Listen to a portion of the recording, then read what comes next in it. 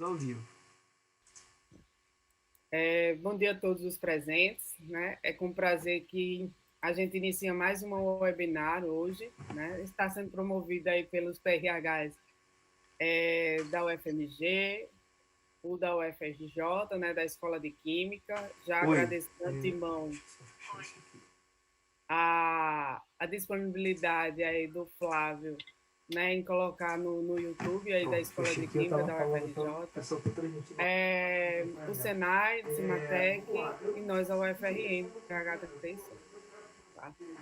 Hoje a gente tem como convidado o Dr. Christian, aí da Marketing, e o André, da Tennessee, que vai falar um pouco para a gente sobre Petrofísica digital, né? Um assunto bem interessante, em que pode ser uma ferramenta que pode ajudar não só a área da petrofísica, mas quem trabalha com a parte de materiais também. Tá? A gente vai procurar saber um pouco mais. Thank you for Christmas. Accept our invitement. Christian hoje é gerente de projeto e responsável pelo desenvolvimento de negócio da Merck Marketing na Alemanha, tá? E é formado em geofísica pela Universidade de Mainz. Assim, tem doutorado pela mesma universidade.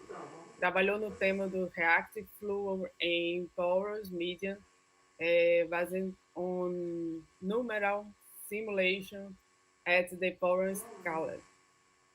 E André é graduado aí da Universidade Federal de Alagoas, mas fez um sanduíche em Lois, no Instituto de Tecnologia, e trabalha exatamente trabalhou lá na parte de desenvolvimento de softwares, né, para a área de engenharia do petróleo. Hoje, atualmente, ele está como especialista de produtos e vendas da Tennessee. Então, eu gostaria de passar a palavra para o André, né, que ele vai iniciar a palestra em português, mas vai introduzir aí o Christian, né, que vai complementar em inglês, tá? Então, obrigada, André. Fica com você aí a palavra. Eu que agradeço, doutora Amanda. Bom dia a todos, bom dia a todos que estão aqui na sala, mas também aos que estão acompanhando a gente através do YouTube, ou que estão assistindo posteriormente através do YouTube. Eu gostaria de agradecer ao time do PRH, ao time dos PRHs, em especial o PRH 37.1 da UFRN, pela oportunidade, como a doutora Amanda falou. Sou engenheiro André Felipe, especialista em produtos e vendas da Tennessee Instrumentação Analítica. Comigo hoje está o Dr. Christian Hinz, da Math Market. He's Business Manager for Digital Rock Physics. Dr. Christian, guten Tag.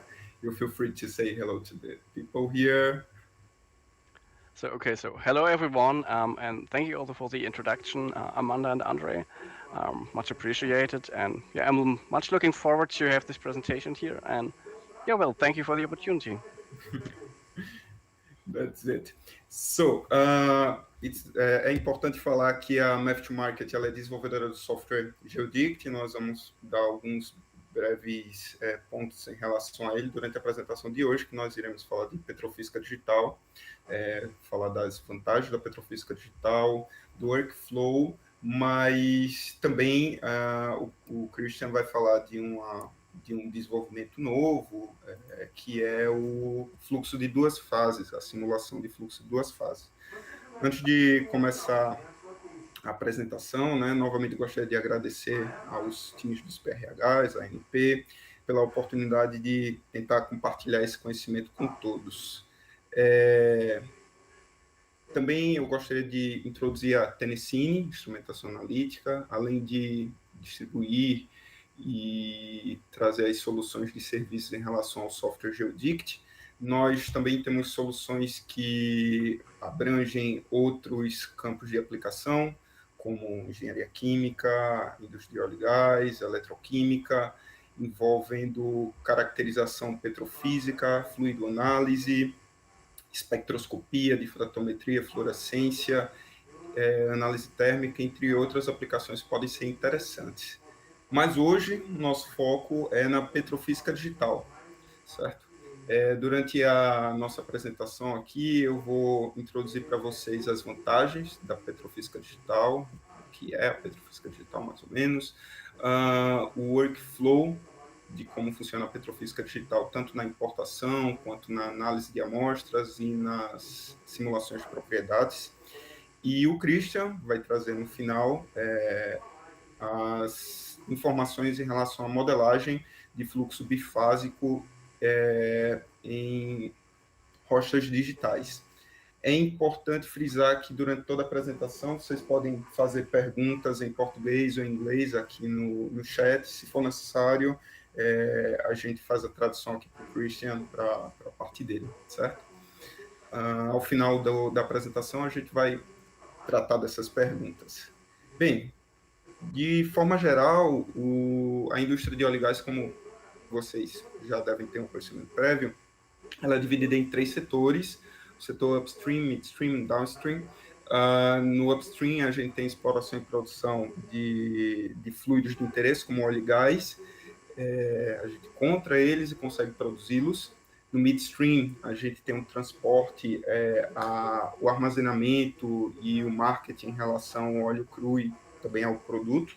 E no downstream, fazemos o refino, o processamento daqueles fluidos que foram transportados lá do reservatório e fazemos a comercialização deles e o marketing em cima também da distribuição.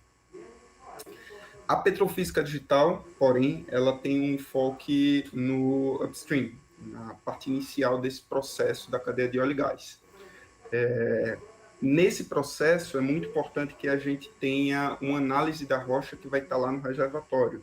Então, a petrofísica digital ela consegue compreender as análises de rotina, consegue automatizar isso e aperfeiçoar o gerenciamento de escolhas em relação ao uso do reservatório.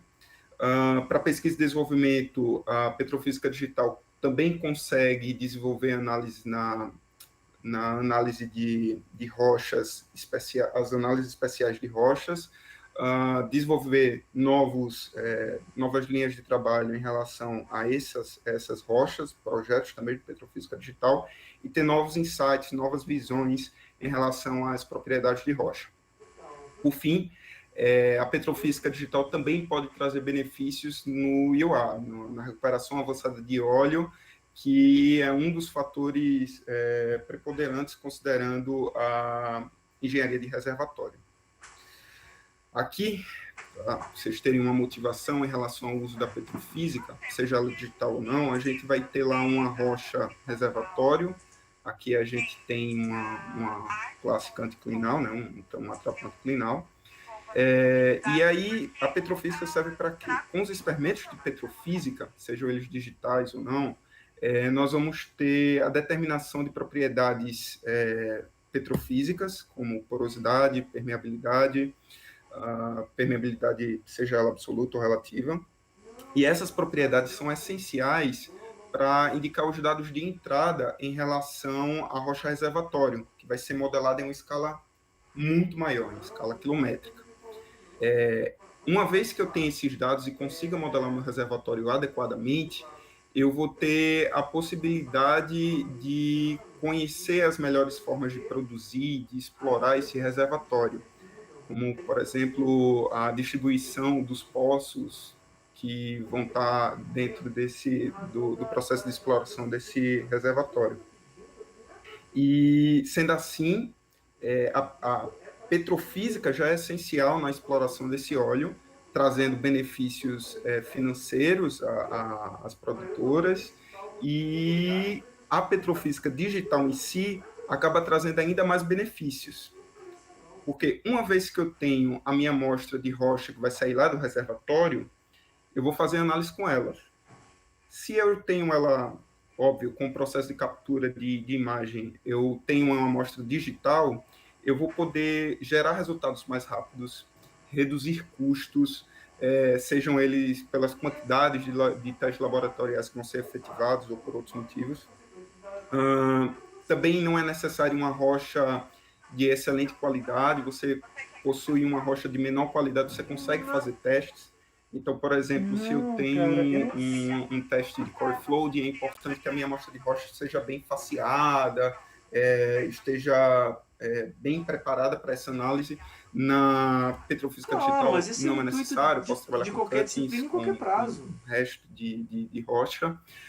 É um ensaio não destrutivo, então eu posso repetir várias vezes o teste com as mesmas condições iniciais da rocha. Permite repetibilidade e análises com sensibilidade através de uso de softwares, de solvers que são rápidos, dentro do software Geodict, por exemplo. Também fácil para compreender os processos, uma vez que a gente compreende que o estudante, o pesquisador, precisa compreender como é que os fluidos vão se comportar naquele meio, ou como a rocha vai se comportar à medida que a gente simula algumas condições de contornos especiais. Então, eu vou ter a minha amostra, ela vai ser digitalizada, vai se tornar uma amostra digital que vai ser simulada num software científico como o Geodict. E como ocorre essa importação de imagem, né? A gente vai fazer uso de um micro CT, nano CT, synchrotron, para obter uma imagem, uma Gray Value Image Data, uma imagem cinza, que vai ser analisada dentro do software, através de histogramas e a distribuição desses Gray Values, e depois é possível fazer alguns processamentos para aperfeiçoar essa imagem. Então, essa imagem pode passar por processos de uso de filtro, como um non-local means, sharpening, distribuição do material ao longo da amostra, e aqui ainda existe o uso de um filtro para remoção de alguns artefatos que são indesejados. Tudo isso daí é para preparar minha amostra para utilizar e fazer uma simulação mais assertiva e plausível para a petrofísica. Sendo assim, eu fiz a importação de dados, o processamento, a segmentação, e, enfim, eu posso passar para a análise e simulação de propriedades da rocha digital. O processo de análise de rocha digital, ou de qualquer material digital, ele começa com a caracterização do meio poroso para a petrofísica. A gente tem a caracterização do meio poroso com parâmetros como os paths, os caminhos de percolação, os parâmetros de Minkowski, por exemplo, alguns deles estão aqui listados na direita, certo?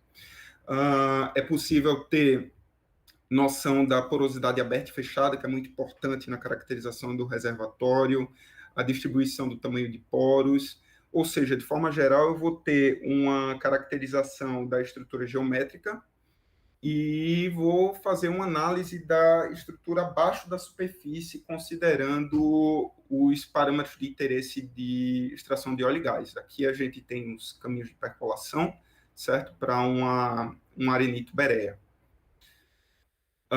Por exemplo, a Petrofísica Digital dá ao usuário a possibilidade de fazer uma mesma análise com approaches diferentes. É possível fazer uma análise da distribuição do tamanho de poros através do diâmetro de poro, mas também do diâmetro garganta de poro. O diâmetro garganta de poro, por exemplo, ele é mais vinculado a testes de porosimetria, como os de pressão capilar, como os de invasão do mercúrio, que eu vou ter um avanço do mercúrio à medida que eu vou aumentando a pressão. Então, é importante ter essa diferença de approaching dentro do software. Quanto à segunda parte, uma vez que eu caracterizei a parte vazia, os poros da minha amostra, é também possível fazer uma caracterização mineralógica, uma caracterização da parte material.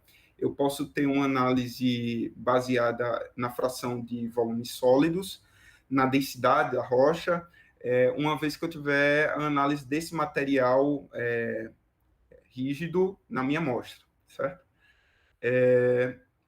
Isso dá para a gente algumas caracterizações de material sólido dentro de toda a geometria da rocha digital. E, mais uma vez, isso tudo aqui a gente está dentro de caracterizações de petrofísica de rotina. Uma outra caracterização que é possível dentro da petrofísica digital, em softwares como o Geodict, é a caracterização dos grãos individualmente. Essa caracterização pode trazer parâmetros como diâmetro equivalente, orientação e o formato desse grão. Isso é essencial para que a gente consiga desenvolver gêmeos digitais, que é uma técnica muito importante no estudo de diversos materiais digitais, inclusive na análise de rochas reservatórias. Mas os softwares científicos como o GeoDict conseguem ir além da análise do material, eles conseguem simular. Então, eu tenho a previsão de características como a permeabilidade absoluta, que é muito essencial considerando as análises de rocha de rotina. Então, eu tenho a minha rocha reservatória, vou caracterizar ela em relação à permeabilidade, conhecer como os fluidos vão passar por aquele meio, através de equações que podem variar dentro do software digital, você pode mudar as condições de contorno envolvidas. Então, você pode ter equações de Navier-Stokes, Navier-Stokes-Brinkmann. Há uma variação dentro da equação, isso é uma possibilidade dentro da petrofísica digital, você não fica preso a uma metodologia específica para analisar a rocha. Isso tudo considerando microporosidade, ou seja, realmente uma análise muito precisa em relação à rocha, como é que ela vai se comportar. Como eu falei, elas podem mudar as condições de contorno, como a velocidade de fluxo ou a queda da pressão, e vão ser essenciais para a caracterização das propriedades de fluxo. Entre as propriedades de fluxo, por exemplo, antigamente fazia-se mais, porque hoje está em desuso de mercúrio em laboratórios, mas fazia-se uso do cálculo da pressão capilar com a intrusão de mercúrio, né? Eu vou saturar o meio com ar e com mercúrio, e vou aumentar a pressão para obter minha curva e compreender a pressão capilar. Notem aqui embaixo que, uma vez que eu considere a porosidade não resolvida, as curvas são iguais na comparação entre um experimento virtual, né, e um laboratorial físico. É possível, dessa forma também, obter curvas de pressão capilar, que vão nos dar dados muito importantes, como a saturação de água irredutível, na maior pressão, por exemplo, aqui no gráfico, né? Vocês vão ter dados como a permeabilidade relativa, que eu vou falar daqui a pouco, o Christian vai falar um pouco mais sobre ela posteriormente, e o índice de resistividade. O Christian vai falar sobre isso, mas adiantando, né, o software GeoDict utiliza o método de morfologia por polo dinâmico, certo? É possível, dentro da petrofísica digital, fazer o teste do processo de esterese, ou seja, ciclos de drenagem e bebição, que fazem com que o usuário tenha uma análise completa em relação aos fluidos que estão envolvidos naquele reservatório, ou naquela rocha reservatório. E aí eu vou ter dados para auxiliar no processo de tensão interfacial, de ângulo de contato, enfim. Aqui vocês têm um dado em relação à permeabilidade relativa, como falei, o Christian vai falar um pouco sobre isso, então não vou me atentar muito a isso, mas tanto quanto a partir do momento que eu comecei a falar de pressão capilar, tratam-se de análises essenciais para a caracterização especial da rocha, ou seja, são essenciais para a recuperação avançada de óleo. Aqui a gente tem uma amostra de rocha saturada com diferentes fluidos. É possível também ter propriedades elétricas, como o índice de resistividade e os expoentes de saturação e cementação, de acordo com a saturação de rocha. Esses índices são essenciais na hora que a gente faz uma comparação com os perfis de perfilagem, com os perfis resultantes da perfilagem de poços, e determinam, assim, a quantidade de óleo na rocha reservatório. Fator de formação, de resistividade do fator de formação, também disponibilizado na petrofísica digital, que também permite que você faça análises em relação às propriedades mecânicas, como, por exemplo, aqui a gente vê uma compressão, né, axial, e nela a gente pode ter algumas propriedades, como o módulo de Young, a razão de Poisson, módulo de cisalhamento, de rigidez, deformação, falha, mais uma vez, isso tudo faz parte de análises avançadas da rocha e auxilia na recuperação avançada de óleo. Por quê? Porque eu vou conhecer como é que a rocha vai se comportar dentro das condições de reservatório. Por exemplo, aqui eu vejo a variação de porosidade e permeabilidade ao longo do aumento da pressão geostática, mudando o comportamento da rocha em relação a essas propriedades. O software Geodict em si também permite processar e simular as estruturas que estão relacionadas com a evolução histórica da amostra de rocha ao longo da sua vida útil. A diagênese pode ser analisada nesse ponto. O vídeo aqui ele mostra a geração de cimento artificial, certo? Uma amostra de arenito, berea, e vale ressaltar também que com o uso daquela inteligência artificial que citei anteriormente, é possível fazer uma análise e identificação do cimento existente nessa rocha. Mais uma vez, é importante falar que o Geodict ele tem características muito avançadas em relação à petrofísica digital. Uma delas é o fluxo reativo, certo? O fluxo reativo ele considera a mudança da estrutura de poros devido ao processo de cristalização ou dissolução das fases minerais e devido a um fluxo reativo, certo? Isso permite que a gente tenha a previsão do reservatório dado algumas condições específicas, ao longo do tempo ou ao longo da injeção de um certo fluido que reaja com aquela formação. Existem estudos de acidificação, né, mais avançados, como acidificação, sequestro de CO2, que podem ser associados à análise de fluxo reativo. Aqui na esquerda eu mostrei o valor de pH, né, da distribuição de pH na rocha, e aqui a criação de buracos de minhoca, em português, wormholes formation, que podem ser geradas na acidificação de rochas carbonáticas. De forma geral, para sintetizar o que eu falei aqui do que é possível analisar e simular com o software Geodict, é possível você ter análise de propriedades geométricas, de propriedades de fluxo, de propriedades elétricas e de propriedades mecânicas da rocha. Isso vai fazer com que vocês tenham uma caracterização da rocha reservatória de forma avançada e auxiliar nos testes laboratoriais, reduzir a quantidade de testes e economizar financeiramente para o laboratório. O software Geodict ele traz alguns módulos que conseguem compreender todas essas análises em relação à petrofísica digital e vai além. Existe a possibilidade dentro do software Geodict que vocês analisarem materiais estruturais, eletroquímica, filtro. Existem diversas aplicações que o software Geodict consegue compreender, que eu não estou focando aqui, estou levando apenas a petrofísica digital. Well, now I'm going to introduce Dr. Christian. Christian, do you want to share your screen? Sure, I'm going to start right now. O Christian vai seguir a apresentação em inglês, mas ele vai falar... Deixa eu parar aqui minha apresentação. Ele vai falar sobre modelagem de fluxo bifásico, considerando fluidos em rocha digital. Christian, you can go ahead. Okay, perfect. Thank you for the introduction. And so hello everyone again. And again, thank you for the opportunity to present our work on modeling two-phase flow in mixed wet digital rocks.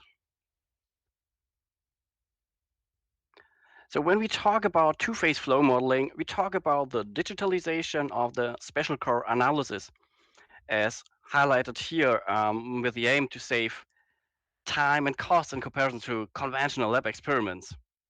The two-phase flow properties are a very important part of the rock properties that may be determined digitally, especially when talking about enhanced oil recovery. So two-phase flow properties have given us quite some headaches in the past. However, but now we have made significant advances. That's what I'm going to present today. So I'm going to talk about fluid distributions and ultimately the relative permeability for two fluid phases in an oil reservoir under water flooding conditions. And in the following, we will have a look at all the implications that this scenario has on the simulations. So a major challenge for the determination of the relative permeability is the need for a representative elementary volume.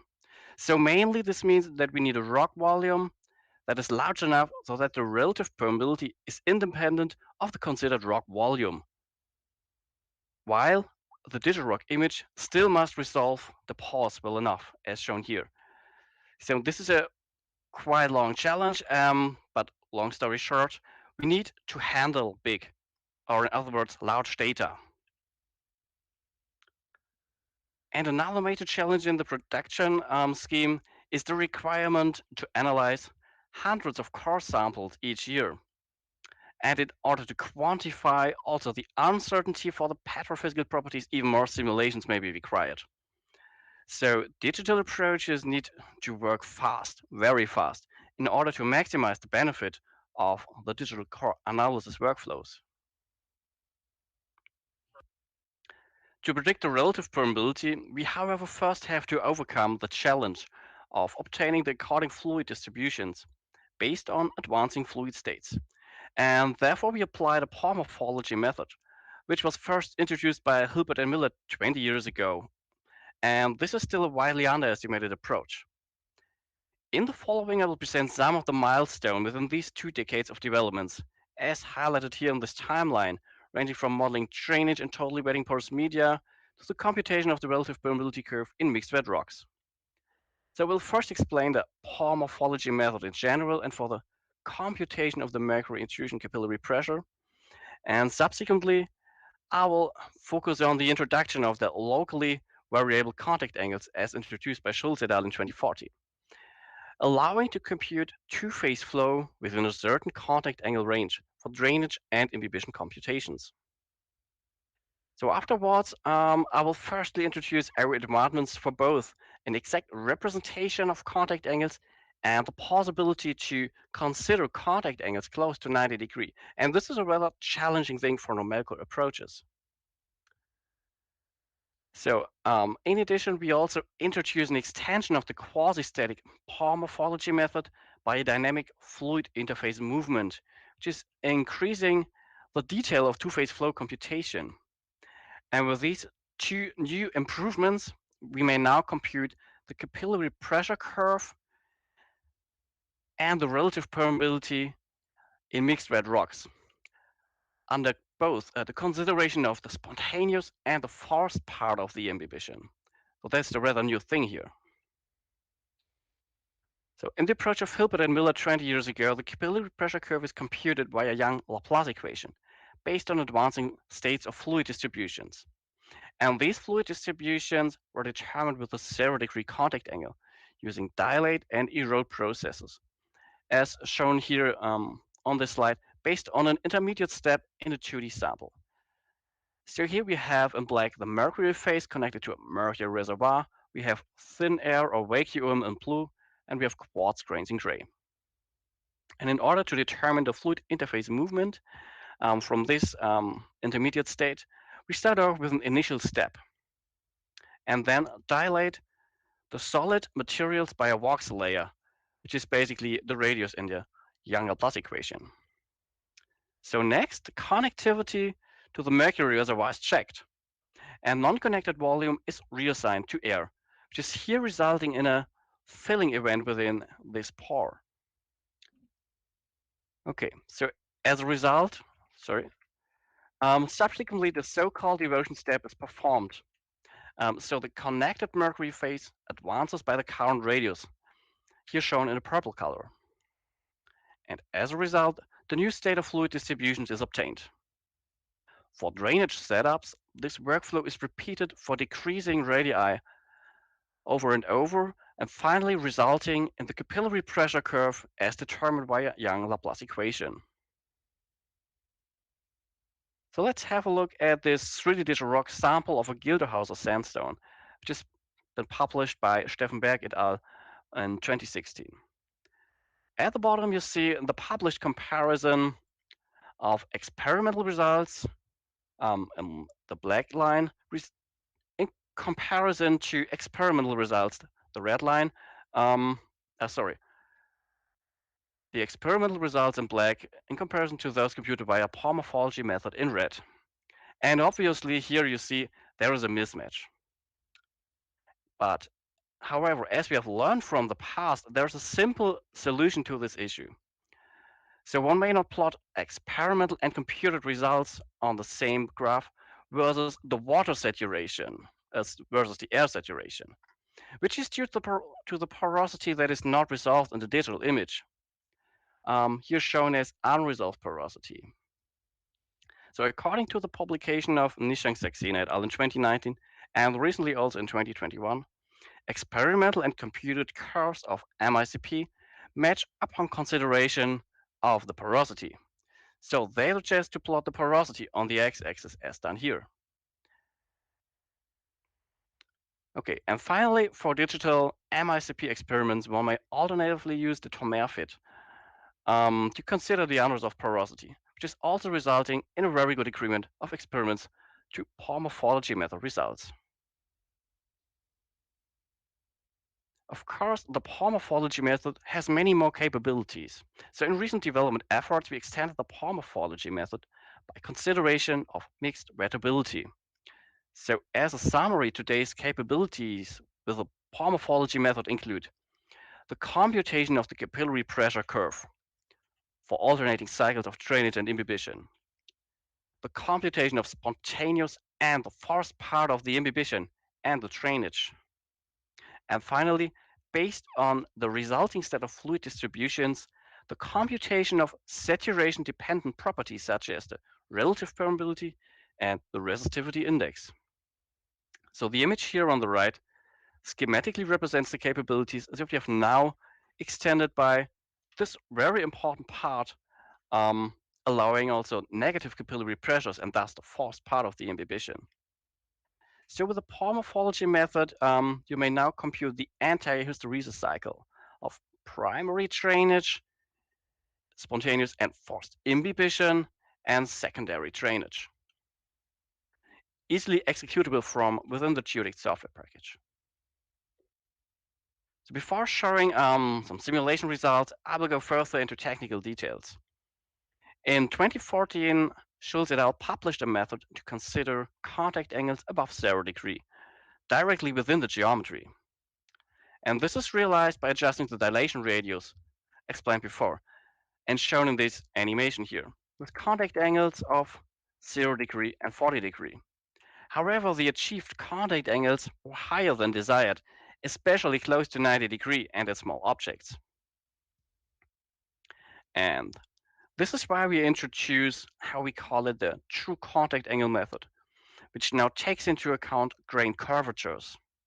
And as a result, the contact angles agree. And on top, this allows the consideration of angles close to 90 degree, which is typically quite unfavorable for numerical methods. But still, as observed in this animation right now, just starting it again, monotonic pressure increases in the Paul morphology method may result in large saturation jumps. You can see this most prominent here at the top, where the entire pore space is filled at once. Well, that's one of the drawbacks of the method. And in order to tackle this, we developed the dynamic Paul morphology method. In order to extend the quasi-static approach with the dynamic fluid interface movement. And this dynamic method features the following. So at first, the computation of non-monotonic capillary pressure curves, and secondly, the computation of the forced imbibition, and ultimately the consideration of mixed wettability. And finally, also, this method now predicts critical pore filling events, as shown here at the top bottom right corner. And these were published also by Jung et al. In 2016. So, okay, we can observe them in this animation here.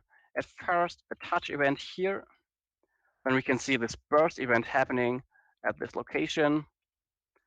and finally an overlap event occurring here. So we have thus tackled the issue with the large saturation jumps and can even predict these critical events. And you can see the fluid interface propagates continuously and smoothly. Okay, let's have a deeper look at non-monotonic capillary pressures.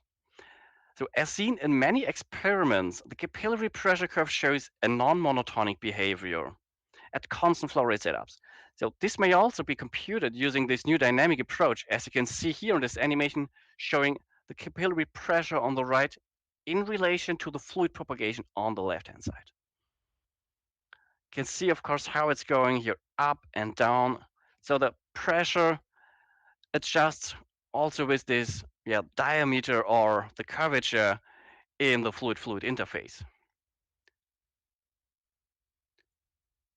And before returning to the relative permeability in a 3D digital rock sample, I would like to visually compare microfluidic experiments performed at the Saarland University in Germany to morphology method results computed in the geodict software. Results are shown here as an animation for imbibition in a wetting, so with 46 degrees, a neutral with 100 degrees, and a non-wetting case with 125 degrees.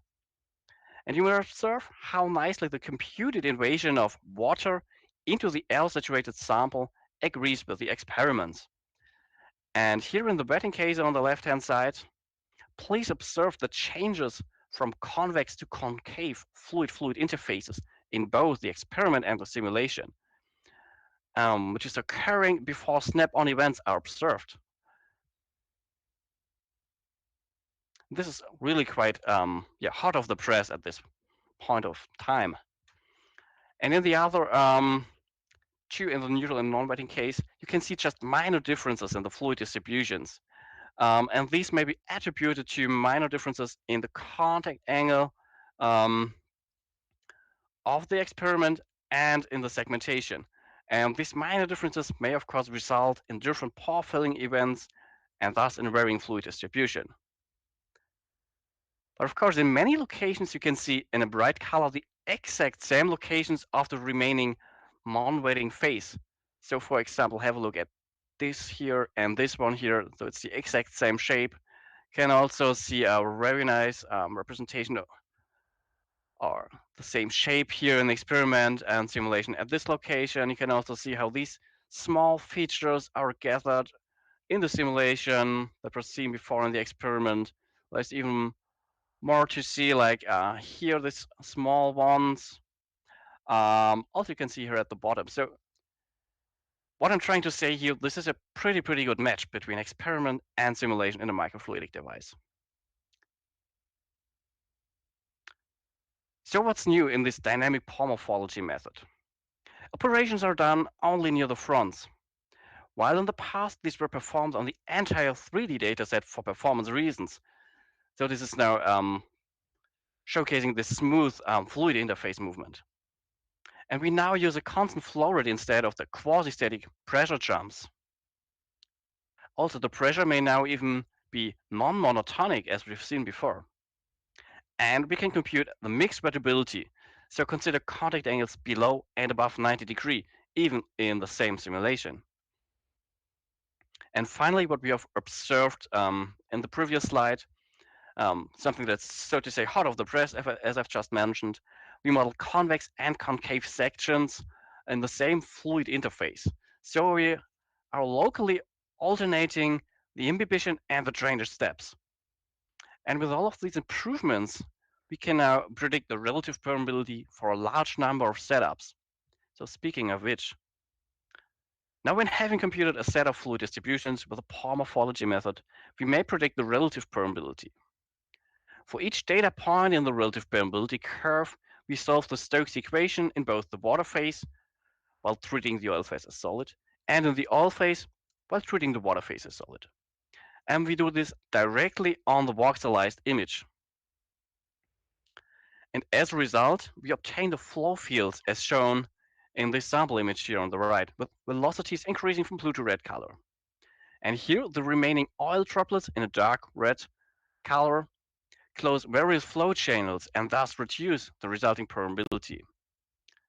And that permeability is finally obtained by a homogenization of the flow field and applying the Darcy equation. Okay, and finally, as a last thing, here is a big 3D structure with a fast relative permeability computation results. So this here is a large mixed wet digital sandstone sample with 1,500 voxels on each side and thus more than 3 billion voxels in total, or 500 million pore voxels, considering the porosity. So the image here on the left represents the digital sandstone with dominating water flow paths at the residual oil saturation, so at the endpoint of the forced imbibition. Okay, let's have a look here at the top at the capillary pressure curve, which shows the primary drainage here in red in a water wet setup and the spontaneous and forced part of the imbibition in blue in a mixed wet setup. So in between these two computations, the oil wet quartz grain surfaces were introduced based on both the oil phase distribution after the primary drainage and the presence of large pores. And by computing the spontaneous imbibition and the subsequent forced imbibition, we can digitally extract more oil from mixed wet digital rocks than previous methods of the pore morphology method were able to do. So here the computation with our extended method results in a residual oil saturation of 31%, as you can see here in this gray color. So based on the resulting set of fluid distributions that we've just obtained, we also computed the relative permeability curve, as plotted here at the bottom. So we can see the oil rel perm curve in red and the water relative permeability curve in blue for this setup. And this entire computation required a runtime of less than 7 days and less than 200 gigabytes of working memory in case of our high performance settings used in a 32 cores Linux environment. So this current runtime of only 7 days for such a large structure is by far faster than hundreds of days required by lab experiments. So this may of course significantly reduce the time required for management decisions in the oil and gas industry. So speaking of 7 days runtime, so depending on how familiar you are with digital rock physics, it may sound a lot, but of course it does not in comparison to the lab experiments. And when you consider typical digital rock sizes, and many publications are more around 750 boxes on each side, we can basically divide the runtime by 8 and we can compute the relative permeability in a mixed wet setup in a runtime of below 1 day. And this is really, really nice. And of course, all the presented features of this talk are implemented in the upcoming release of the commercially available software Geodict this fall. Okay, and with that, I would thank you for your attention.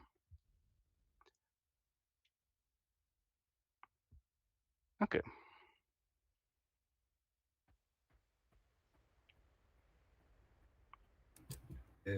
Eu acredito que só PRH queria falar alguma coisa, seguir com os questionamentos. Então, obrigada pela apresentação, ótima de vocês. Então, tem alguns questionamentos. Vamos começar, então. André, tem um questionamento aqui para você, certo? Certo. Então, o Rodrigo está perguntando, o Geodict é usado apenas para microescala? Se não, como ele atua na avaliação macro do reservatório como um todo? Há muito custo computacional para isso? É feito algum tipo de simplificação para isso? Um upscale do modelo? Certo. Em primeiro lugar, agradeço a pergunta, Rodrigo. Em relação ao processo de avaliação do reservatório, o Geodict ele compreende apenas a análise da amostra em tamanho pequeno, em microescala. Então, você tem uma análise detalhada daquela amostra você faz a caracterização daquela amostra digital, uma vez que você caracteriza parte de um core, de um testemunho, você consegue caracterizá-lo, seguindo para o upscale, chega um momento que você vai ter os dados relativos àquela rocha em uma simulação de reservatório. Então, você quer compreender uma permeabilidade sob uma certa condição que você vai realizar sua simulação em reservatório, em escala de reservatório, você pega os dados que foram feitos na análise em menor escala.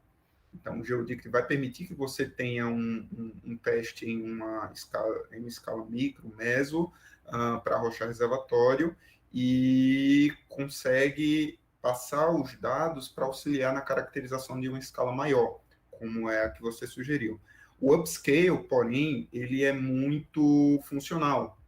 Existem estudos realizados pela Math Market, eu acho que o Christian vai poder dar um briefing em relação a isso rapidinho, mas existem estudos que mostram que os dados de microescala, eles são compatíveis com o processo de upscale. So, Christian, the guys on the chat asked regarding upscale, considering GeoDict for reservoir analysis. So it was asked if the analysis is just for microscale.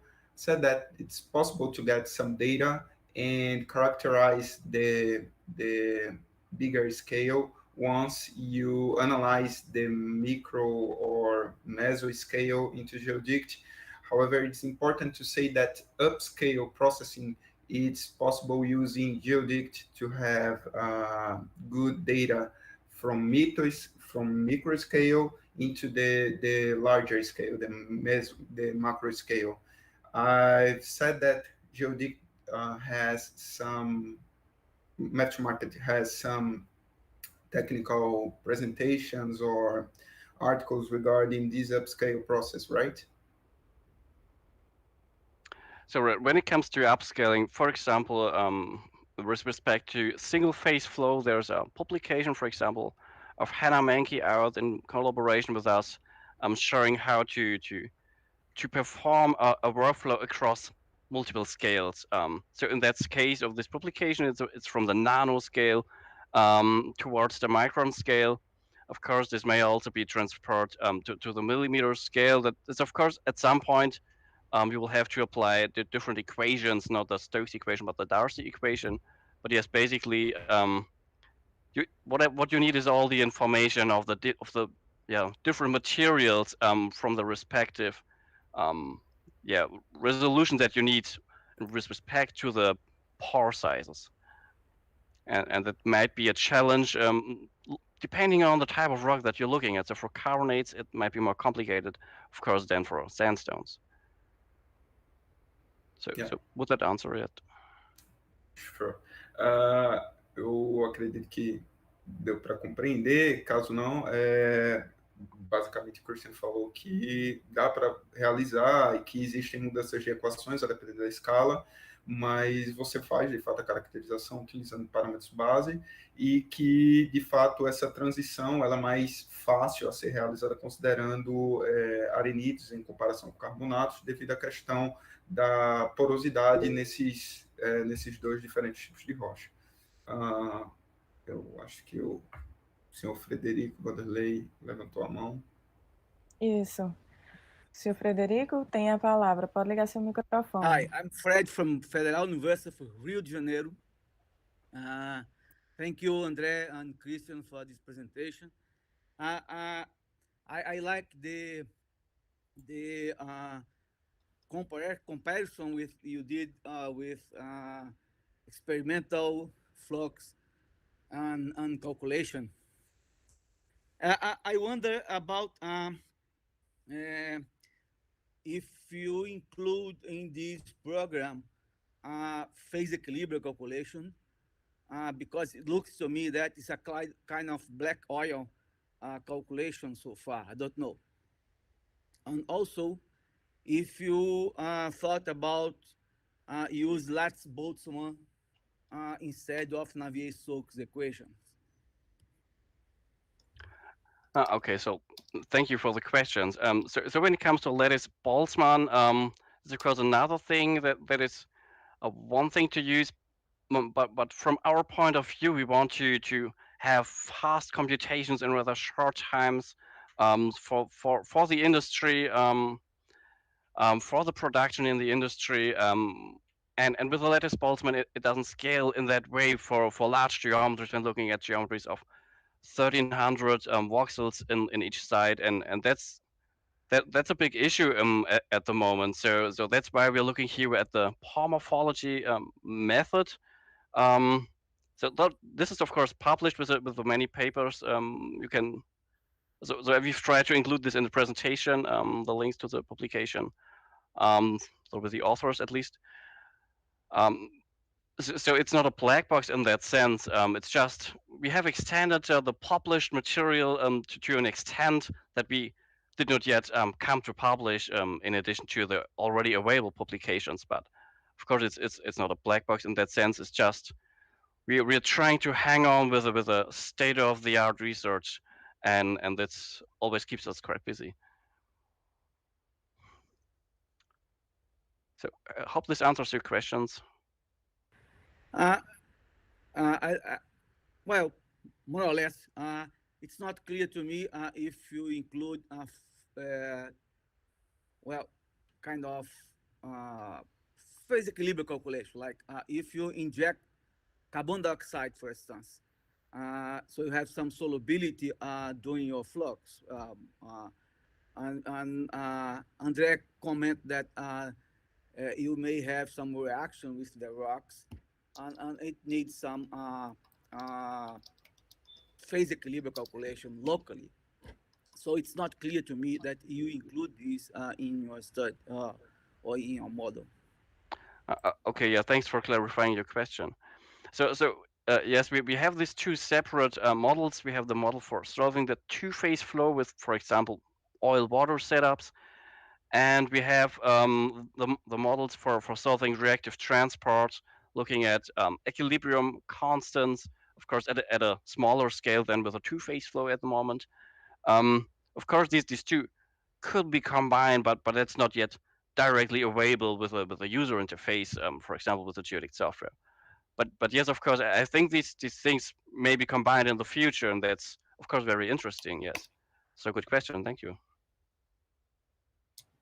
Another point is, sorry, I don't know if I can ask again, but another point is, it was not clear to me that a picture that I think it was André presented, showing that you have a kind of decrease in porosity with increase of pressure.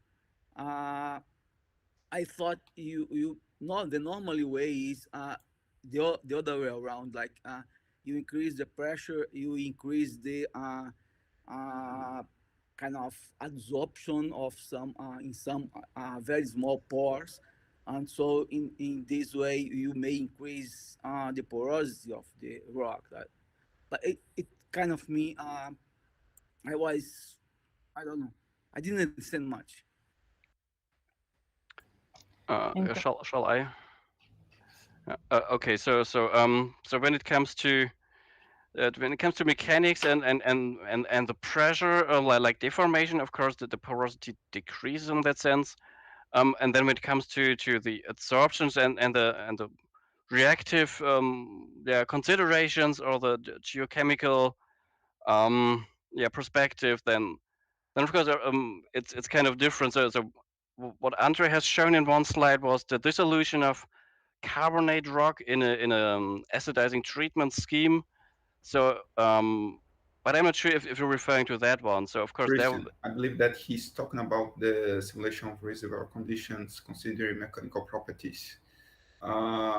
If you think that your rock is a kind here. of sponge, or your rock is a liquid-like, you expect that you increase the pressure, you decrease the volume. But this kind of system is not exactly liquid-like stuff. It's kind of you say the micropores make a very important role. So when you increase the pressure, you increase the absorption inside the micropores or nanopores, and it may increase your porosity instead of decrease. So I'm kind of puzzled with this. So okay, so yes, a really good question. So I'm not a mechanical expert, so I'm not sure if I'm the right person here to ask. So of course we have our mechanical experts. We are also developing this mechanical computations with the Fraunhofer Institute in Germany. Here also located where Market is located near Frankfurt. So I think if it's feasible for you, I would put this discussion to a follow up if you're interested in that one. Thank you very much. Okay, thanks. Obrigado. E vamos seguir então para o professor Argimiro. Professor, pode ligar seu microfone, fique à vontade. Okay, thank you, Arusa. Very nice presentation of André and Christian. And this seems to be a very nice software also, the GeoDict. A lot of stuff with digital petrophysical. My question is like a continuation of the Fred's questions about the fluid flow that you are simulating. As I have understood, I think the GeoDict is not solving the Navier-Stokes equation, but Stokes equations, considering viscous flow, with not considering inertial forces, only the viscous forces. That's correct? Okay, so at first, we are most oftenly solving the Stokes equation if we don't have to solve the Navier-Stokes equation. Of course, we can do that. So that's just a matter of user-defined setting. Of course, the Navier-Stokes, it just requires more runtime. That's why we don't use it if we don't have to. Depending on of course, the pore resolution or the voxel resolution and the pressure in that sense that we are looking at. Okay, so you can do both, depending on the formulation. Okay, and what about the fluid material interaction? You do that? You consider that interaction, or there is no interaction between fluid and material? And also the fluid properties. You are assuming that the fluid properties are constant in the whole domain, the physical domain, or do you consider these fluid properties that is varying along the space also? How you deal with these? Okay. So coming back to your question before, you talked about viscous forces and the consideration of these and the capillary forces. So with the animations that we have shown that we are kind of changing the fluid interface from convex to concave and back. That's why we started to implement viscous forces as a consideration. Before we were just looking at capillary number dominated systems. And yes, so this is really something hot off the press, and we are just now dealing with it and looking at it, testing it, and we'll implement it in the next software release. But yes, so bear with us. We're also starting with that, and I think it already looked really quite nice. So yes, it will be possible in the next release to some extent. Yeah, and what about the fluid properties? How you deal with that? Just the constant fluid properties for the whole simulation?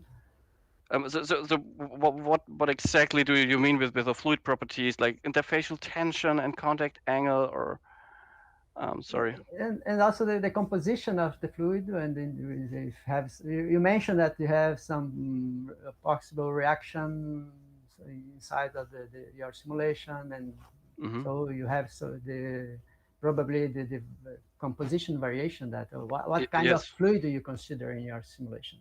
So we have this purely reactive schemes with flow and diffusion and the reaction, and in that sense, we have some different models. And in the most advanced model, we are applying this geochemical calculator frequency, and this considers an entire solution in that sense. So with the pH value, the temperature, also the PE value, considering the redox sensitivity in kind of kinetic calcite dissolution. And for the equilibrium setups, of course, we have all the concentrations of the specific elements in the fluid, and of course these change while these fluids these injected fluids move through the pore space, and while they react, and so there's a a lot of data flowing around, and I think André has also shown this presentation with the dynamically changing pH value distribution in 3D in the system, and this is of course a lot of things that have to be calculated. So you have a changing like pore space, so we have to calculate the flow over and over again. So there's many absolute permeability calculations, there's many transport calculations. I hope this answers your question at that point. Yes, there is so many calculations that you are not showing the presentation. That's we not have time to do that, of course. Yes, right. It would be a single presentation all of them for that topic. Okay. So it's Thank you very much for that. Yeah, thank you for the question. Antes de seguir para a pergunta de George, tem uma pergunta aqui do Ian, André. O Geodict é um software comercial? Existem alternativas gratuitas? E também quanto tempo para aprender a usar o software adequadamente? O software Geodict é, de fato, um software comercial. Ele tem diferentes tipos de licença, né, que podem abranger uma licença educacional, que não é gratuita, também continua comercial. Ele é um software de fácil uso, relativo fácil uso. Obviamente, eu não vou falar que você chegou, já está sabendo utilizar tudo. Ele é bem amplo, ele é muito user-friendly, então possibilita que um usuário que conheça a metodologia que ele quer seguir, ele consegue utilizar o software sem muitos problemas. Existe a possibilidade de automatização, que leva ao aperfeiçoamento no uso, e obviamente a metodologias que consigam aperfeiçoar ainda mais os resultados, né, as análises que ele quer desenvolver. Então, o software, apesar de ser comercial, ele tem uma interface fácil, que faz tranquilamente o usuário utilizar, mas o tempo realmente depende muito do usuário. Alguns usuários têm um pouco mais de experiência na metodologia que quer seguir, então vai demandar menos tempo para utilizar. Outros usuários que não têm nenhuma experiência em uma metodologia para software, ele vai demorar um pouco para pegar os detalhes técnicos necessários para obter um resultado muito avançado, automatizado no uso. Mas é questão de uso e aplicação daquilo que o usuário está querendo. Mais uma vez, o software é bem amplo, ele permite fazer muitas coisas, então é complicado indicar que vai ser muito rápido quando se pode fazer muitas coisas. Mas obrigado pela pergunta, Iana, é isso? Isso. Obrigado, André. George? Okay. Thank you very much, André and Christian, for the excellent presentations. And we have here a question from Gustavo Souza, and he asks, what numeric method is utilized to estimate the absolute permeability and relative permeability? And Christian, can you talk a little about? In order to solve the absolute permeability, we're solving most often the Stokes equation. Of course, we can combine the Stokes equation solver also with the Navier-Stokes equation. And if necessary, if we have microporosity in our geometry, in our digital geometry, we can also put the Brinkmann term on it. So at the maximum, solving these three equations within one simulation, having the Navier-Stokes Brinkmann term at the maximum. So and what we are applying here as a solver is the LAR solver. So it's of course not that well known, I assume. It's been developed at the Fraunhofer Institute originally with one of our senior experts in the development here. So it's basically computing with an adaptive grid. So it kind of roughens the grid structure irregularly based on the pore space. So in large pores, if it's possible, it's roughening the grid structure, and it's thus much faster and requires less memory than conventional approaches. And there's also many more onto these capabilities of this LAR solver that give it a kind of an advantage over other typical solvers. So will that answer your question? Okay, thank you. Yes, you answered very well. So we have now another question. Arusa passed to me. I don't know really who made the question, but it is the model has to be all digital, or it has to necessarily start from a tomography type. I think this is the question. I don't know if I really understand, but this is what is said here. Yeah. So of course it's a very relevant question. So of course, yeah, like CT scanners have their price and they have their costs. So we have also considered this, and we have implemented a module in order to yeah, generate structures, 3D structures, crane structures, and also other kind of structures. Of course, what you need in order to generate those structures, you need some kind of a crane size distribution, for example, from a lab workflow or something similar.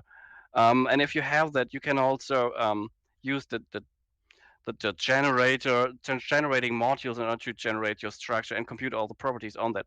Of course, I'm not sure how much uncertainty you generate when doing this kind of workflow, but that's a possibility to do, and it's of course better than not to do it, and then to not have these values, I guess.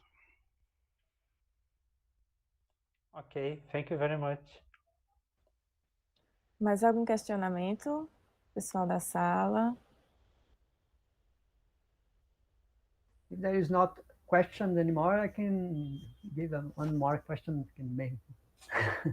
It's in regard to the computation time that you have mentioned in presentation, and it's about 7 days of computation for that relatively large size problem. It's 1500 3 times. And what kind of machine that you have used for that? Is it a cluster of machines? How many CPUs that you have used, or just a sequential simulation? So we use it with our just a workstation in-house. It's a Linux server with 32 cores. So it's a very recent modern workstation, but still 32 cores Linux workstation was applied. So you don't need a cluster for computing this kind of structure. So, but of course you could also go to the cloud and compute these yeah, in an Amazon, Google, or whatever cloud. So there's a lot of possibilities for the workstation, yes. But yes, it's possible to do it on a single workstation, but it's got a price range of, I think, yeah, up to $20,000 is totally enough to have a workstation for computing the digital raw physics with this kind of approach. So you have implemented inside of software the parallel computation for that. Yes, right. Specify how many results you have and solve the problem. So. Yes, right. Especially for the flow, so we have a really nice efficiency in the parallelization. So it's nearly scales up to 100% in a Linux environment with 32 cores, and that's really nice. And you don't really need a cluster in order to compute with geodict. In that sense, yes. And of course, I haven't seen anything comparable like 7 days with digital physics in a relative permeability setup. So there's nothing below that available. I'm not sure if that also fits to your question. Yeah, yes, fits. Thank you. Então, queria agradecer ao André, ao Dr. Christian, e eu passo a palavra então para a professora doutora Amanda para finalizar então o nosso webinar de hoje. Professora?